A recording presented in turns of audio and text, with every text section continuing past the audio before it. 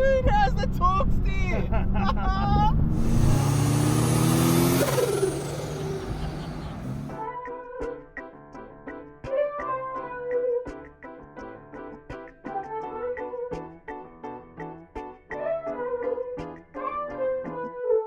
The mighty 90 series Prado, the original soccer mum bus, and this old girl is, well, I'm going to call it highly modified because it is far from standard. I can't take any credit for this car because it is owned by my mate Jordy, whom is no stranger to the channel. Mate, you've had it for a long time. Tell me a bit about the old mum bus. Yeah, so I bought this car 10 years ago just as a cheap four-wheel drive, $6,000, immaculate condition Prado, and it was just to serve a purpose, you know, get me to work, tow the jet ski, etc., go camping in, and I just never gave it up. I just kept it, and yeah, then started to get a bit experimental. So it's not so immaculate now, is it? No, far from it. I do actually want to say it's filthy.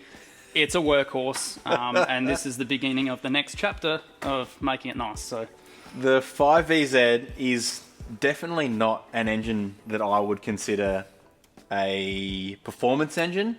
No. I mean, it's a Toyota engine, so of course they are well built.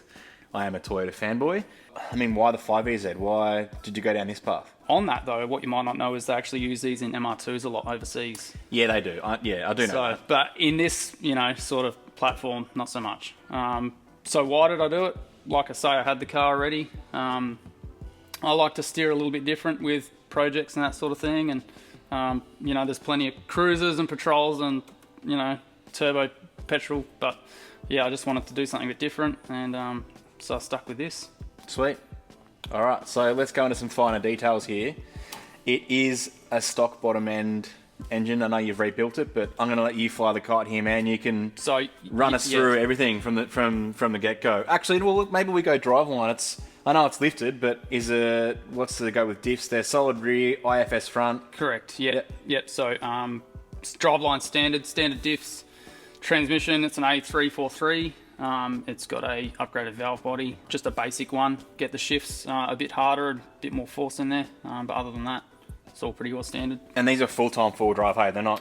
Full-time four-wheel drive, yes. Yeah. And can you get the part-time kit these things? There isn't any part-time kits for these things. They've got a very unique or different style of front wheel bearing. It's not a serviceable bearing like a cruiser or patrol. Yep.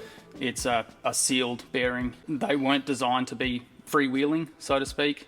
There was a very small number of them made out of Japan that were freewheeling, but you just can't get those parts. So there might be companies that make them for the 3rd Gen 4Runner in the States, but yeah, I don't know about them. These are pretty big in the States too, hey? I suppose they not so much the Prado itself, but the chassis is the same as the 3rd Gen 4Runner, 1st Gen Tacoma. Like they had the 5EZ. Yes, they had the 5EZ, and America, not so big on diesels, so there's far more of these modified in the States. Yep. It's funny that not so big on diesels. When we did Josho's 80 series, a lot of US compatriots were keen on the 1HZ, like, wow, like it's a diesel, So, but for us there, it's everywhere, Dime a dozen. And if this was diesel, it would have been 1KD?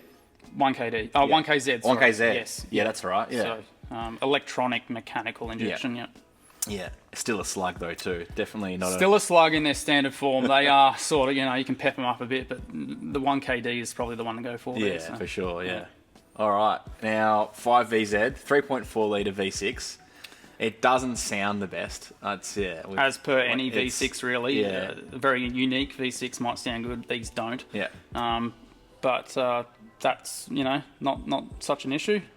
This thing makes it sound a whole lot better though. The big old turbo strap to the side of it. So tell me a bit more about the turbo venture, because this is not the first time around you've turboed. It's the second variant. So I tackled this in 2021. I thought, stuff it. Let's pull the engine out, have a look at things. I ordered the manifolds, everything there from China. They're the only option for this engine as an off-the-shelf. So that comes as a kit. Turboed it with a very affordable turbo.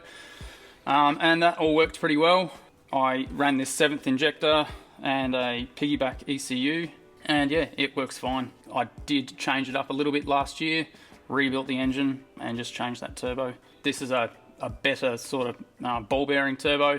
It's a 3584 RS. 0.83 rear housing, and it's laggy, sure, but it doesn't bring the boost on too early where you run into strife with rods coming out. So controlling the boost, I've got a EX44 Go Fast Bits wastegate, external wastegate, and that's welded straight onto the turbine housing. Obviously a very proven method of controlling boost effectively, and just given the space, very limited on space down below the turbo on that manifold, it's just wasn't an option. So that sneaks down in the guard and obviously down out the back. Yes, a bit of a unique way of doing it too, I think, but yeah, just due to space constraints, it had to go outside the guard. So. And you've done all this fabrication yourself, hey? This is all you? Yeah, that's all me, on my back, on a creeper, in a hot shed. Yeah, good on you. I appreciate that, man. It's like backyard built, home job. I reckon that even though it's a standard engine, I know we'll go back to where you said you rebuilt it. The rods out of these, and it's kind of like most 80s, 90s Toyota engineering, they're quite beefy rods from standard, I will say. It's not like they're skinny as, and they're going to snap at the blink of boost. But so when you rebuilt it, you've tore everything down. Is it gone back to get a standard? Now you've got ARP head studs? So I've got ARP head studs, ARP main studs. For what it's worth, they are 1JZ/2JZ head studs. So they work as both head and main studs in this engine. Oh, yeah. I don't know if there is an actual 5EZ option for those. Yep. If there was, I didn't find it, so that's what I did. Opened up the ring gaps plenty for reducing the risk of rings butting and, causing strife. And other than that, it was just fresh bearings and slap it back together. And you would have put rods in it and pistons if you could find them. They are available out of the States. Okay. / China. But, yeah, it's just a budget thing. Okay, all right. So what kind of power does this thing make? I know you've had it on dyno previously. What's the estimate now? Well, when it was first dynoed, I think it made, off the top, made about 248 horsepower or something. Okay, sweet. On a roller dyno? On a roller dyno at the rear tyres. Yep. The front shaft out, diff locked. Yep. Now it'd be a bit higher. I got the boost up, sort of 14 psi. That's pretty much where the fuel system's tapped out. Okay. And so it might be up around 280 horsepower, I'm not sure. And it's still standard injectors, which with a 7th injector on top? They were standard injectors. I actually put 2JZGE injectors in there. Okay. I think they're now 315cc over the 240cc standard. So it does actually run rich all the time now, and it just drinks fuel. I just wanted it to be a bit safer, and then it's got this 7th injector, which is a LSA 500cc injector, and that just goes blat and sprays fuel in there, and hopefully it evenly goes between cylinders. I don't know. So that gives me a question to ask. If you were a fresh 5VZ Prado owner, 1, would you go through this process again? Would you turbo the car? And 2, how would you go about it? Yeah, so I'd do it again. If you want to do it, I'd recommend doing it. Give it a go. They're a sturdy engine. You're not going to detonate it too easily.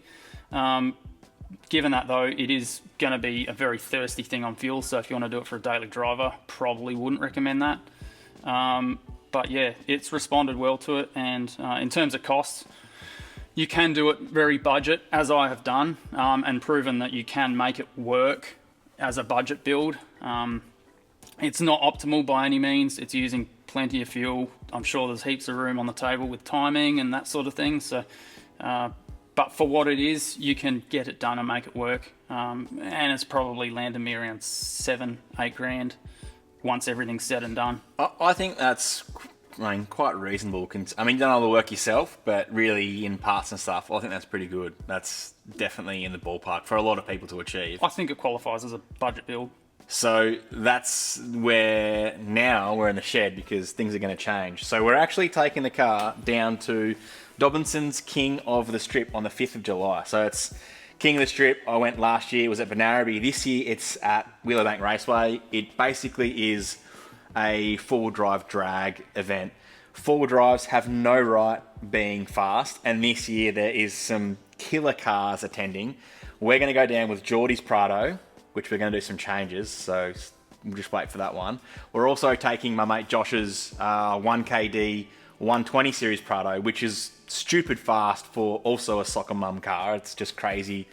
Josh has worked in the industry, and he's a very talented tuner, so He has definitely pushed this car to the limits, but it is very fast. We're taking both. Maybe we can do like a turbo petrol v turbo diesel thing. Soccer Mum special. That's probably a great video choice for me. Turbo diesel versus petrol. Anyway, 5th of July, Willowbank Race Day. We're going to be down there with the cars. So come on down to the event. It's a family-friendly event. Whether you like four drives or not, you want to get out with the family for the weekend, come on down and say hi. I'll have a marquee. I'll ask the crew if I can bring Kevo down for maybe some exhibition runs. Everyone likes the sound of a 2JZ, surely. We'll put a forward drive badge on the side of it. Some muddies. So the Prado is in the shed for some upgrades. We have got some Haltech goodies. Jordy has helped me out in the shed. I don't know how many hours I owe you. Oh my gosh, maybe like 3 hours labour I owe him. Yeah. So we've got a Haltech Elite 2500. Jordy's got himself an IC7 WB1, a CAN keypad, and what else we got there? Bigger injectors, fuel pumps. This does work, as Jordy just said. The car works, and I respect that. But as Jordy mentioned, there's a lot on the table, and I think there is a lot on the table when it comes to making it work efficiently. That 7th injector is spraying in that manifold, and who knows where that fuel's going. Jordy's got a wide band sensor on the dump, and it's reading. Well, you said it's rich, so quite all around the place, but yeah. Generally rich. So you call it safe, but yeah, probably washing the cylinders. I think it's definitely. It can definitely hurt this thing, being that you don't know what's going on. That's right. And that's where the Haltech steps in to be able to control this thing. We've got a date book with Kai at Night Family Motorsport. There's no roof rack. Oh, no, you'd be right. That's coming off. Fit in the dyno room anyway. We'll throw some hub adapters on there. And it's not really about power, making max power, although, yes, I know it would be cool to make 350-ish horsepower from your... I don't think that's outside the scope of things. You don't reckon? Yeah, we'll see, maybe. 3584 is definitely capable of that. That's definitely not a weak point. No. So, yeah, we'll see how it goes. It's effective. It probably comes down to how far we want to take it, to be honest. Yep. The camshafts are a limiting factor, but other than that, everything else is going to be up to scratch, so... It's just going to be, listening to those knock ears and making sure it's happy. Yep. You said there was some kind of knock. What was that from? Did you figure that out yet? We'll talk about it. Okay, sweet. Is there anything else we need to cover on the car? 90 Series Prado. Bull bar. We are going to do we'll call it an anti-lift kit because it's a bit... It's got a Frankenstein lift in it. All sorts of different things. And I'm not all about that flex shot Instagram anymore. I don't care. So I'm happy just to... lower it, get it driving nicer on the road, and yeah. Sweet. Quite the project ahead of us, and we were meant to be working on the Supra. I teased it last episode. If you watched the Beach Fest episode, if you haven't, click it and have a watch. We were meant to be releasing Supra Series, but this has popped up at a perfect time, and we need to get it done for Dobinson's King of the Strip, so we'll get to the Supra at a later date. But I think now would be a good time to end off the episode and come back. Tune in next week for some Haltech goodies, and there's not really that much work to be done, really. We should be able to punch it out. Get the manifold off, new injectors in there. Sweet. Both tanks out, new pumps. And pumps? Yeah. 2 tanks? Two tanks. No transfer thing going on? No. So this is 2 tanks and a switch on the dash. Oh, yeah. So unlike your patrols and that bleed into...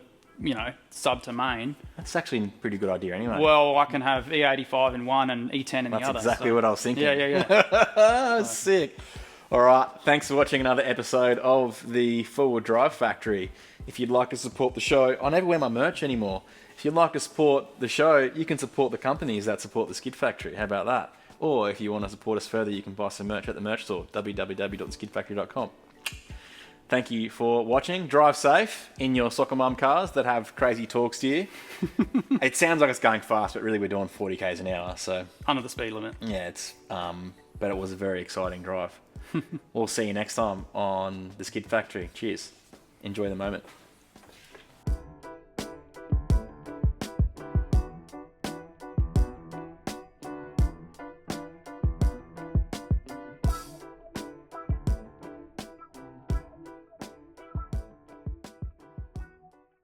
Let's test that microphone. Testing. Yeah, like a little Jordy chuckle. Is that what you want? I did want that. That's perfect.